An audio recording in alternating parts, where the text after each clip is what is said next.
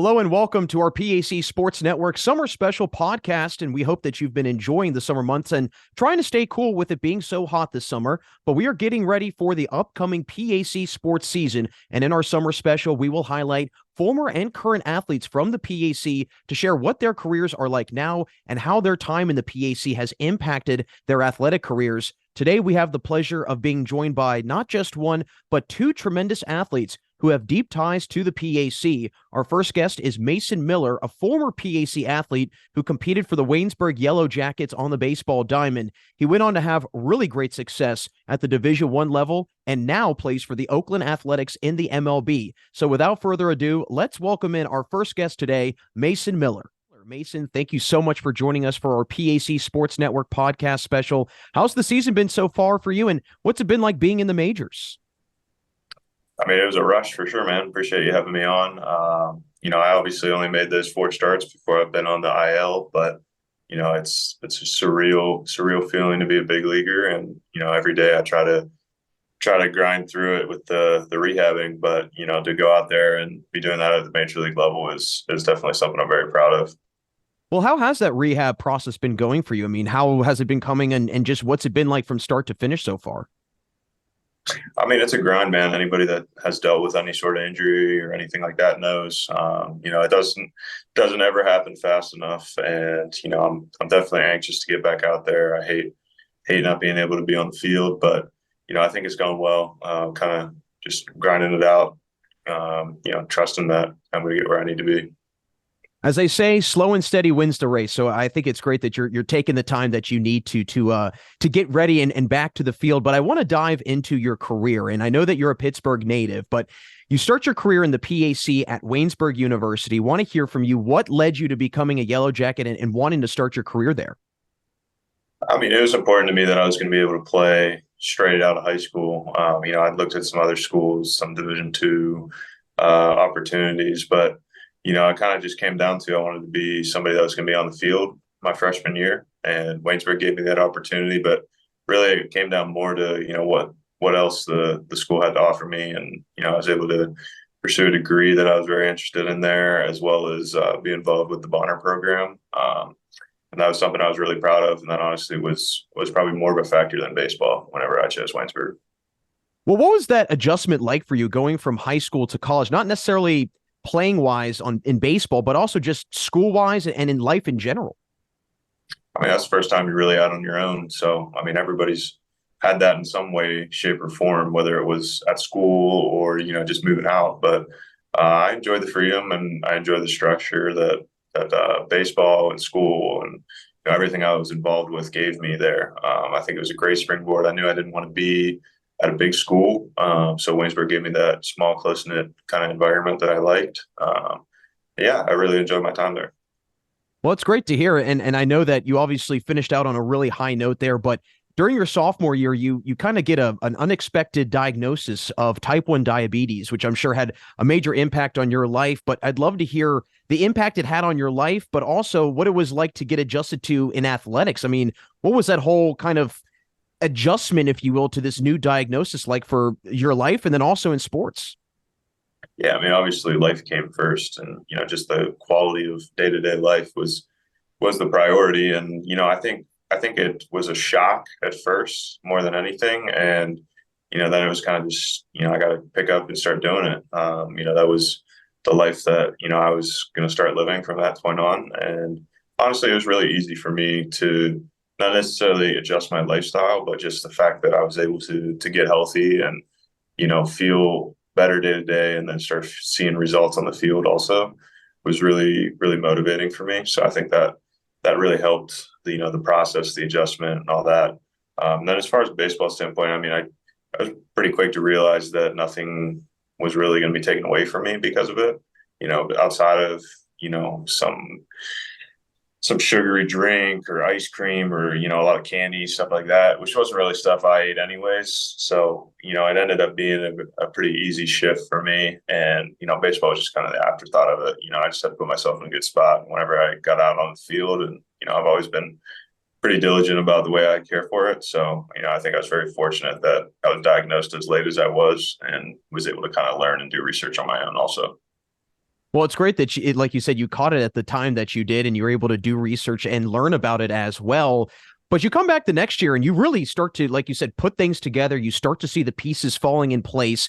Where in your pitching in particular do you feel that you started to see things really come into, their own and come into their form, and you see the results of your training?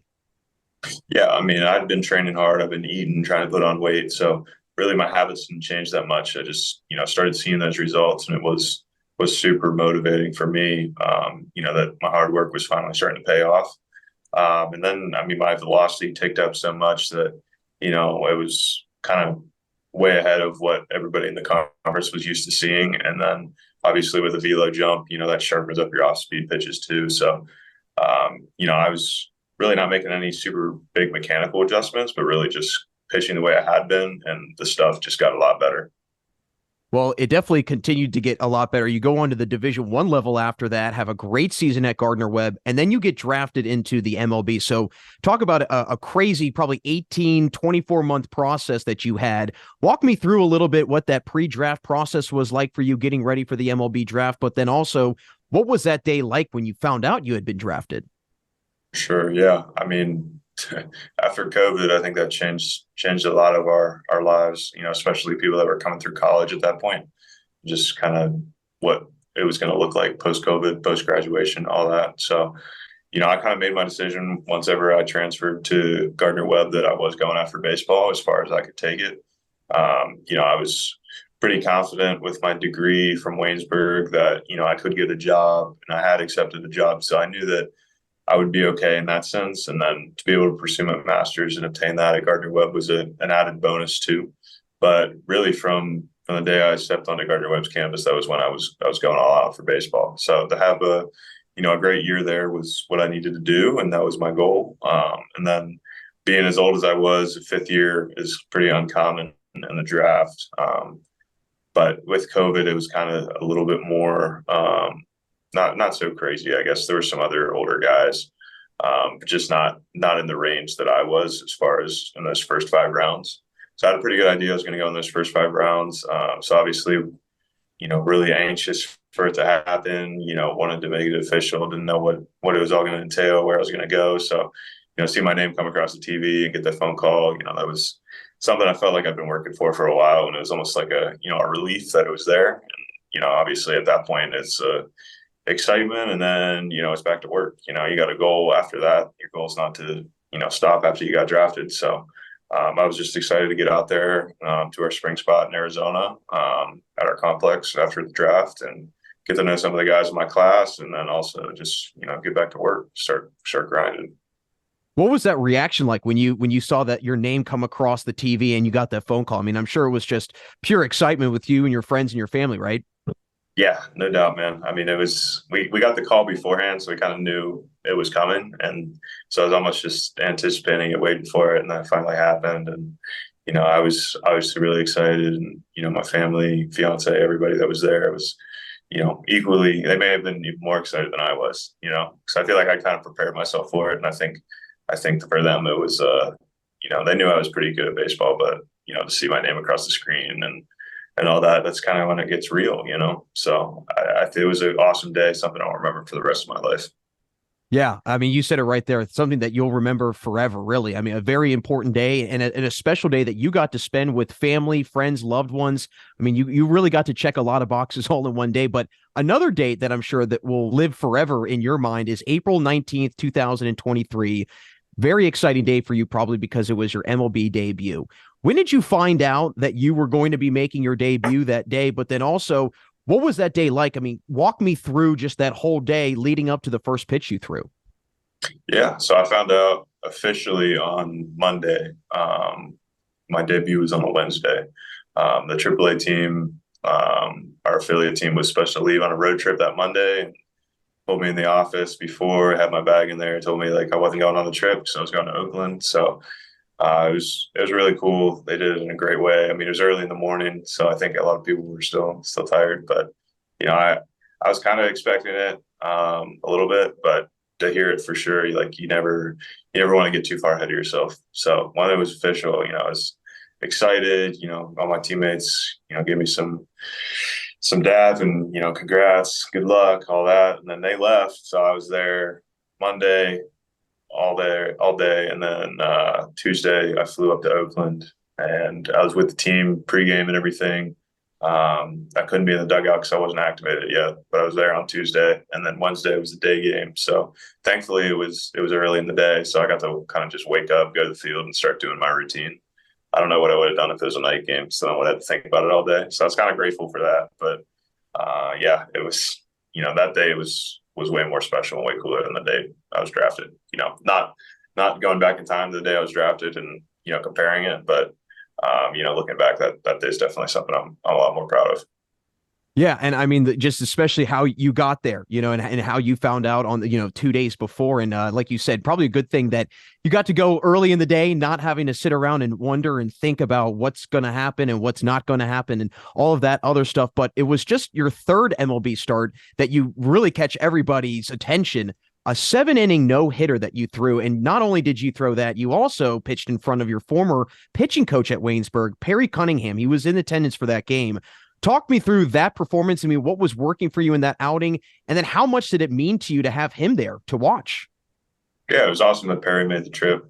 He joked with me after the game and said that, I just have to pay for him to travel to all my games after that performance. But no, honestly, that game, I didn't even have my best stuff. It was cold. It was raining. The mound was a little slick. I only ended up throwing about half my pitches for strikes. That's kind of just one of those days with baseball. It was working out. I was in the zone enough to be effective.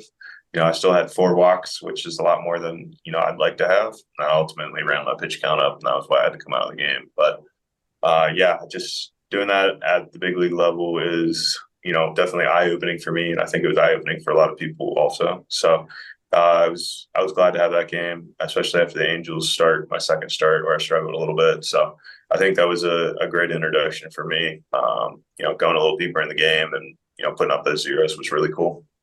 Yeah, and not to mention it boosts your confidence up, and you do that your third start in, so you see, wow, I can do this, and it's only my third MLB start. Imagine what happens in your 13th and 23rd MLB start. But I'm sure nowadays you probably look back at your time at Waynesburg and you like to reminisce and think of all the times playing for the Yellow Jackets. But I'm sure you also learned a lot from your time at Waynesburg. So where do you feel during your time at Waynesburg that you learned the most, and what is something that you learned that you continue to apply today during your time in the MLB?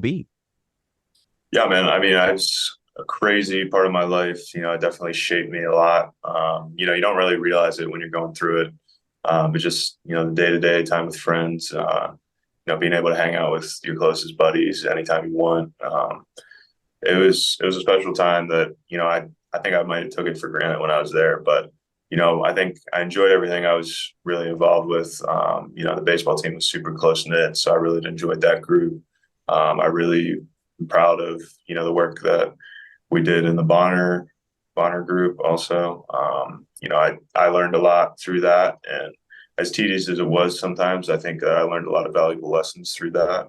Definitely as far as perspective and different walks of life that you're in and around throughout the time that you're on this earth. So I'm grateful for all that. I think really it was probably from my diagnosis and the results after it that I learned the most about myself and kind of just my perspective on life, about putting in the hard work, putting in the effort to put yourself in good positions, and surrounding yourself with good people, similar mindsets, that are going to help you achieve what you want to achieve, and then you can be that motivator for them also. So it's a circle of life, and I'm proud of the people that I've met there. A lot of them are still my closest friends and people I'm still in touch with today. So Waynesburg had an incredible impact on my life, and I'll always be grateful for that. Well, it's wonderful that you can, look back with so many fond memories during your time as a Yellow Jacket. And Mason, it's been great to get you on for our podcast special here on the PAC Sports Network. Before we let you run, just one final question for you. And I want to hear what your biggest piece of advice would be to a student athlete that is maybe wavering back and forth on whether or not they want to go to a PAC school or not. So what would be your biggest advice to them to maybe convince them to come to a PAC school to continue their careers, both athletically and academically? Yeah, I mean, ultimately, they're going to have to decide what is the best choice for them. I think I would just encourage anybody to weigh, what's important to you. Is it being at this school and saying you're on the team, or is it being at a school that you're going to be, one of those 9 players, 9, 10, 11, 12 players that are, consistently on that field performing. I mean, if you have aspirations past college, that's the most important thing, is to be on the field. If nobody's going to see you if you're at a Division I school and you're on the bench. So, make sure that you're one of those guys out on the field, court, whatever it is, doing your game, perfecting it, putting the work in off the field. And really, for me, when I was at Waynesburg, it wasn't so much about what was next. It was just about enjoying it, and being in that moment, in that season with the group of guys that you're with, because, that group's going to be there for 1 year. And, those years are going to be something you're going to think about the rest of your life. So, make sure you put the work in, don't cut corners, and, be proud of, the group that you were a part of. Well, it's definitely wonderful advice to share, and to kind of sum it up, always appreciate the moment that you're in and really take it for what it is, and don't take it for granted. So really appreciate your time again today, Mason. Thanks so much for stopping by, and good luck the rest of the season. Appreciate it, man. Thank you. Founded in 1955, the President's Athletic Conference is regarded as one of the elite NCAA Division III conferences in the nation. Comprised of 11 private institutions and 2 associate members, the PAC remains unique in this day of high-pressure college athletics. As a charter member of NCAA Division III, PAC student athletes excel in 23 varsity sports as well as the classroom. Want to learn more? Visit us at pacathletics.org or follow us on social media.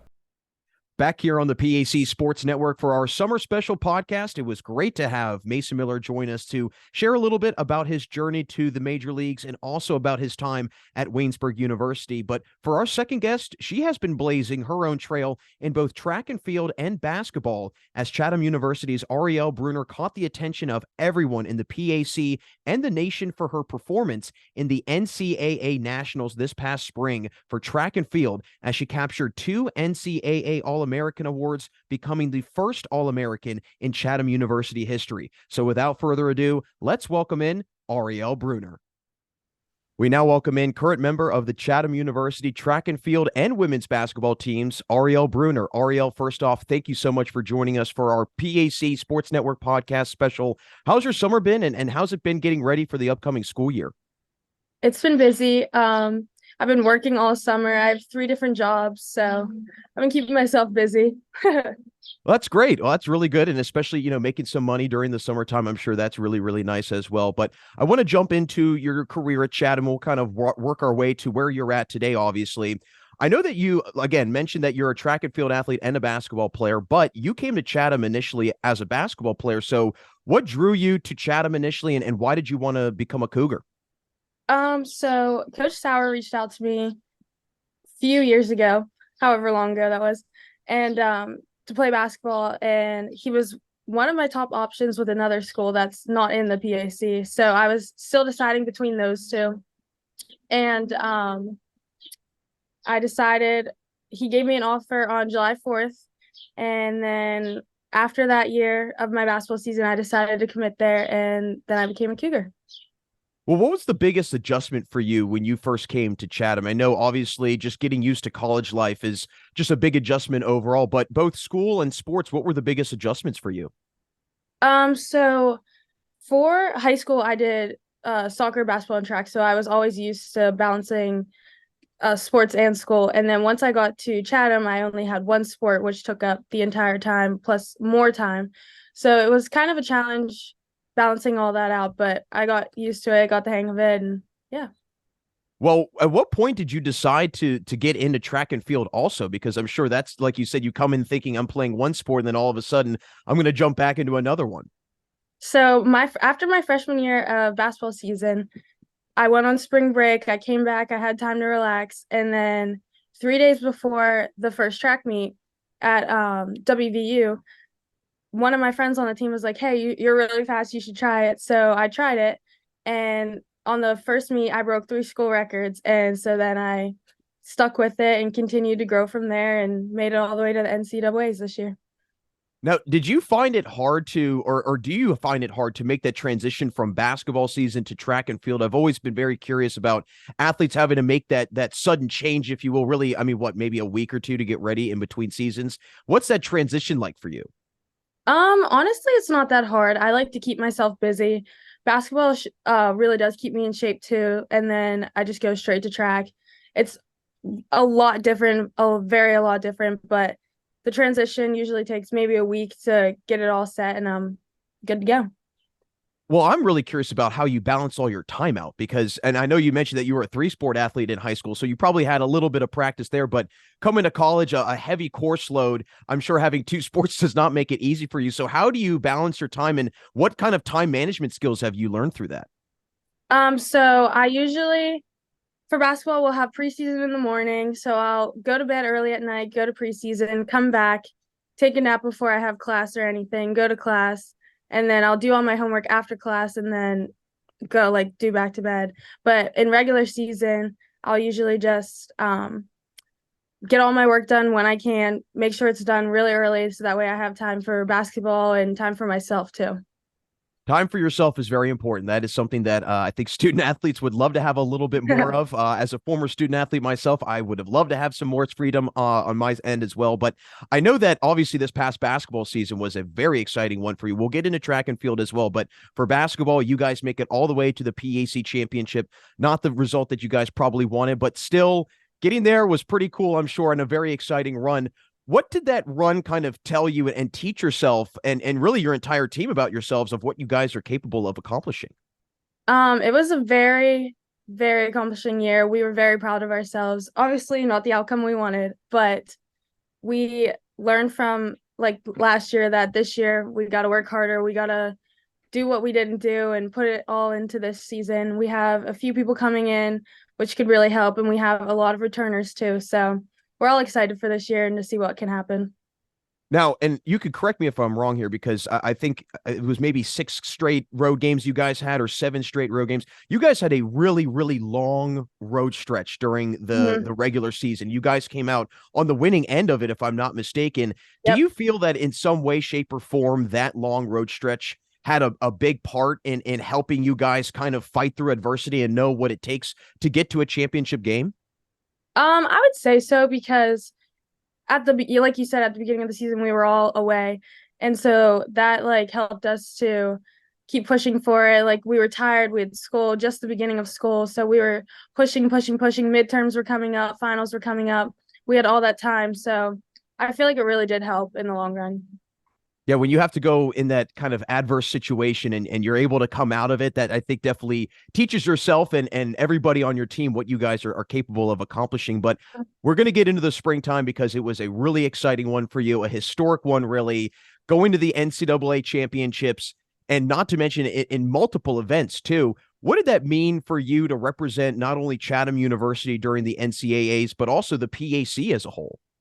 It was such a great experience. I never would have thought ever in my life would I ever make it to the NCAAs for track, especially for 3 events too, which is not an easy thing to do, which I'm very proud of. But I really owe it all to Coach Eden and all my other coaches and my teammates as well. What was that kind of just whole event like for you in terms of just, maybe the process of getting up there, then when you guys stayed there and then coming back and whatnot? What was that whole stretch of time like for you? So after our PAC championship ended, I found out that I qualified for 3 events. So I worked all the way up until that time. And I was just like, I'm happy to be there. Whatever happens, happens. And then the day that we got there, we arrived at the track and had a practice. And I sat there and looked at all the athletes and I was like, this is so cool to be one of the athletes here that makes it. And then the next day came, I had my long jump and triple jump. And then the third day I had high jump, and it was just an experience. Well, how much confidence did you come away with that? And how much confidence did that build in you when you said, I can compete not only at the highest level in the PAC, but at NCAAs and capture multiple All-American awards? I felt really confident. I was just so glad that I even made it. And yeah.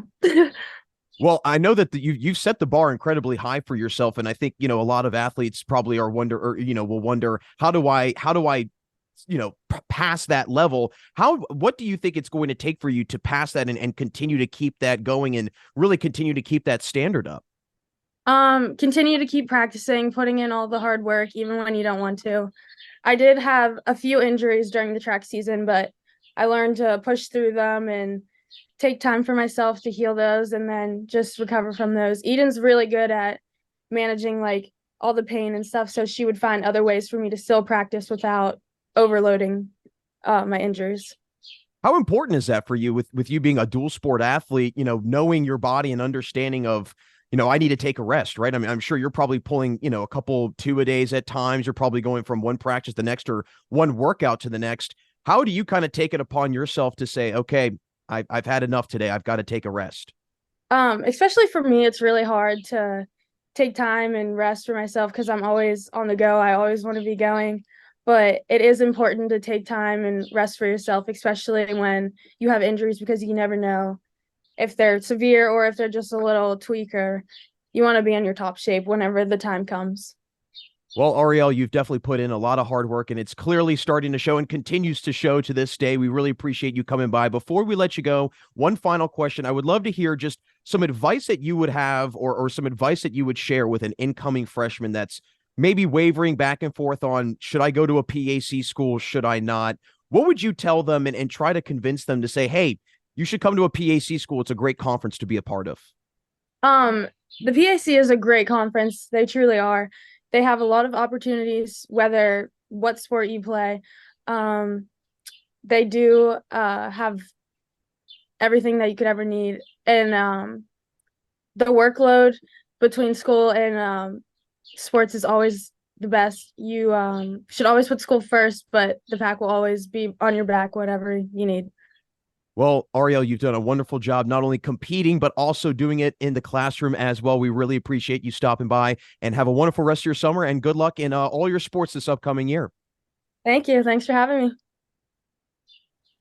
It was great to hear about Aurielle's impressive track and field and basketball seasons this past year and her time so far at Chatham University. We want to give a big thank you to both Mason and Aurielle for spending some of their time with us today, and a big thank you to you for spending part of your summer with us. Be sure to join us for our PAC Football Media Day that we will have coverage for on August 2nd, starting at 10 a.m. on PACstream.net. And make sure you are following the PAC and the PAC Sports Network on all social media sites, and check out archived content on PACstream.net for previously recorded broadcasts and all sorts of other fun content. We hope you enjoyed today's special and have a fantastic rest of your summer. This is Jack Ridenauer saying not a goodbye, but just to see you later, right here and only on the PAC Sports Network.